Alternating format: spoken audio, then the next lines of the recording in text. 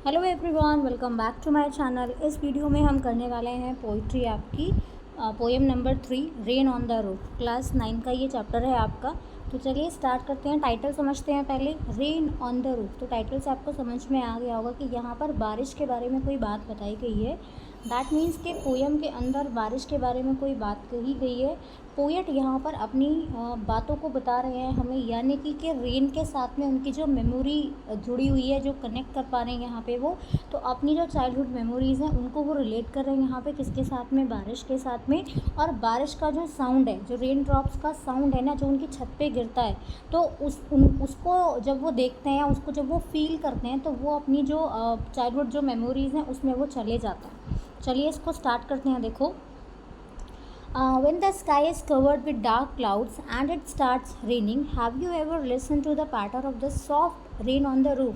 That means कि जब बारिश होने वाली होती है तो आसमान में काले बादल छा जाते हैं, सडनली फिर बारिश जो है वो स्टार्ट हो जाती है। तो क्या कभी आपने उस बारिश के साउंड को सुना है? ये जो बारिश का साउंड है ना, कैसा होता है? पिटर पैटर साउंड होता है। ठीक है, हमें लगता है कि वो ऐसे पानी, जो बारिश का साउंड है वो टप टप टप टप या टिप टिप टिप हम कह सकते हैं, बट यहाँ पे एक्चुअल में उसका जो साउंड है वो कैसा होता है? पैटर पैटर का उसका साउंड है।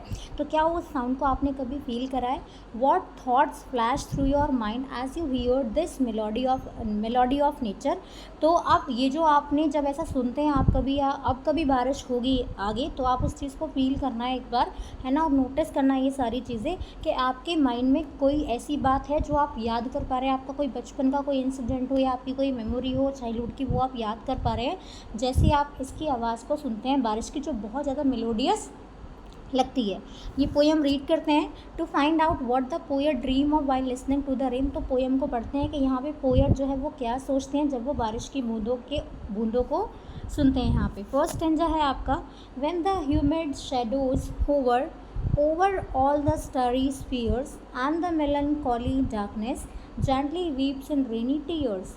What a bliss to press the pillow of a cottage chamber bed and lie listening to the patter of the soft rain overhead.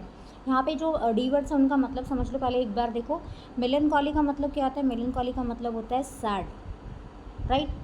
Humid का मतलब क्या होता है? जिसके अंदर मॉइस्चर होता है आपका। ब्लिस का मतलब क्या होता है? एक्सट्रीम हैप्पीनेस आप कह सकते हैं। पैटर्न मैंने आपको बता दिया, बारिश की जो बूंदें हैं उनका साउंड होता है। और होवर का मतलब क्या है? किसी चीज़ के ऊपर कोई चीज़ ऐसे मूवमेंट करती रहती है तो उसको बोलते हैं होवरिंग।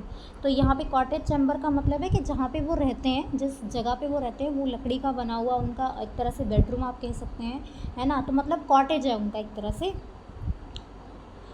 तो देखिए यहाँ पे वो क्या कहते हैं, पोएट कहते हैं कि जब बारिश होने वाली होती है, ठीक है, तो उसके पहले का जो मौसम है वो कैसे बता रहे हैं। यहाँ पे आसमान में जो है बादल छाने लगते हैं, डार्क क्लाउड्स आने लगते हैं आसमान में। यहाँ पे शैडोज़, होवर का मतलब जो है वो क्लाउड्स के लिए यूज़ किया गया है यहाँ पे, जिनके अंदर पानी भरा हुआ है बिल्कुल।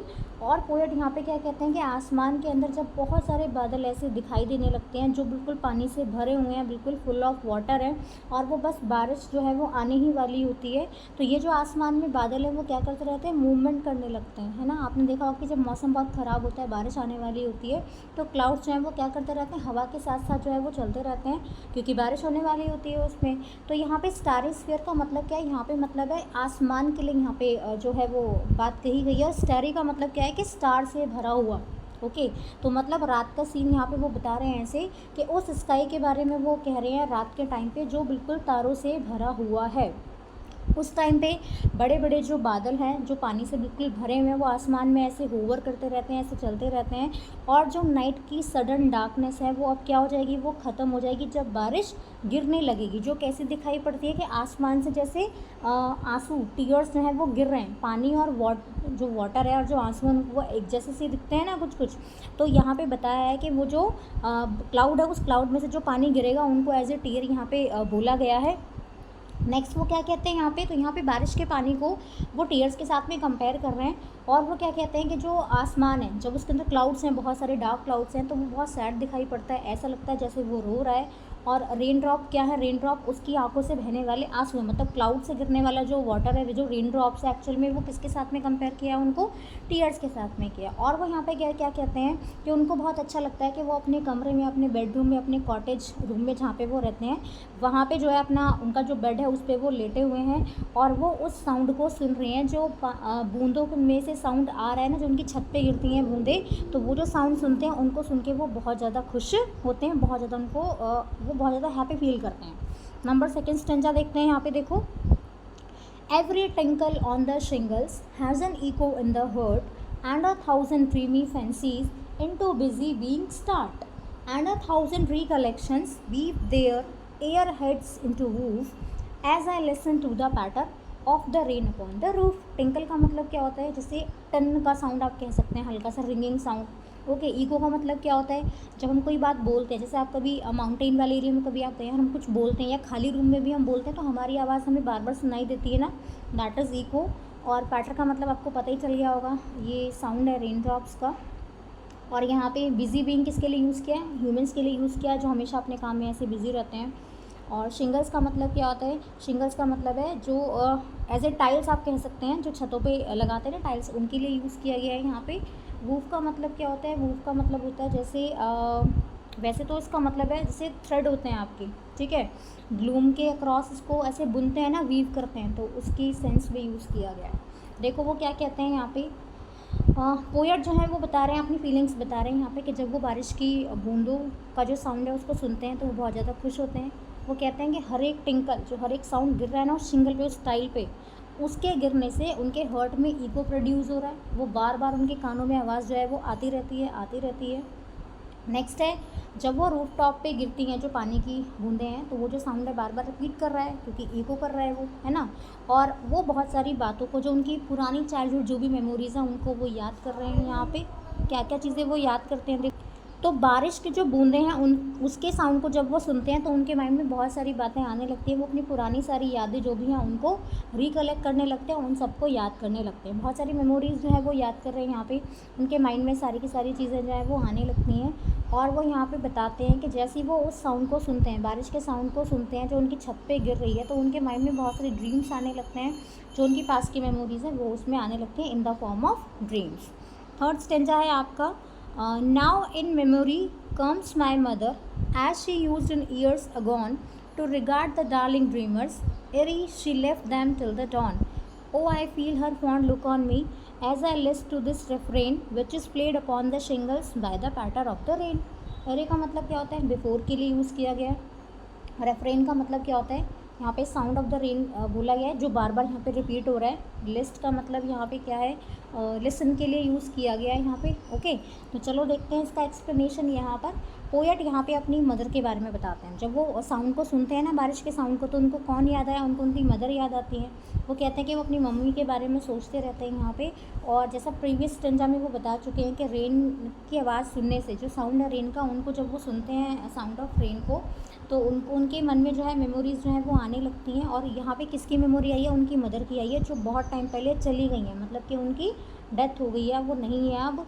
और वो उनको बहुत ज़्यादा प्यार करती थी, और वो उनको जो है बहुत ज़्यादा ही प्यार करती थी। और हमेशा जब वो सोते थे तो उनके पास बैठती होंगी और वो सपने देखते थे बहुत अच्छे अच्छे। पोएट यहाँ पे और क्या कहते हैं कि उनको अभी ऐसा लगता है, वो ऐसा फील करते हैं कि शायद मेरी मदर मुझे अभी भी देख रही हैं। और जब वो सुनते हैं उस सॉन्ग को, बारिश के साउंड को जब वो सुनते हैं, तो उनको लगता है कि मेरी मदर जो है मुझे अभी भी देख रही हैं।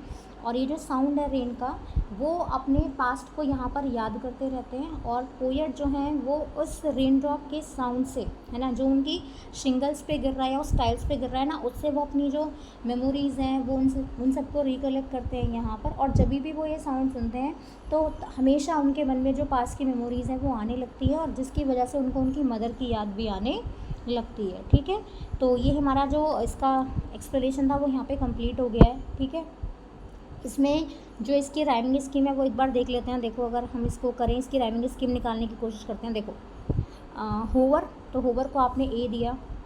नेक्स्ट है स्पीयर्स, स्पीयर्स मैच नहीं कर रहा है तो इसको नाम दे दो बी। राइमिंग स्कीम हमें पता है ना, हम क्या करते हैं, जो भी स्टेटमेंट लिखा है उसका जो लास्ट का वर्ड है उसको हमें मैच करना है कि एक्चुअल में ये राइम कर रहा है, बोलने में जैसा लग रहा है नहीं लग रहा है। तो होवर स्पीयर नहीं मैच कर रहा है। डार्कनेस नहीं मैच कर रहा है ना होवर से ना स्फीयर से, तो इसको सी बोल दिया आपने।